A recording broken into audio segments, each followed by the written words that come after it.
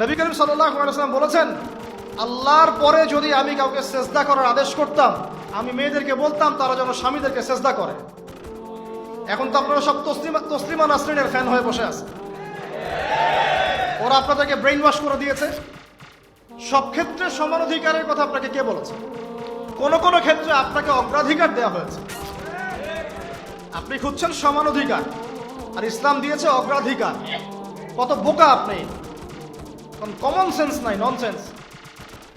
বাসায় ঘরে ঘরে প্রবলেমসগুলো চলতেছে, ঘরে ঘরে।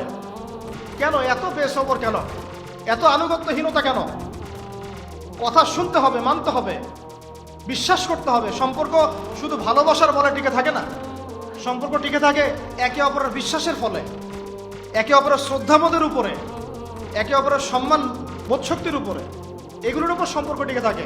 সৌন্দর্য, ভালোবাসা তো আজ আছে কাল নাই।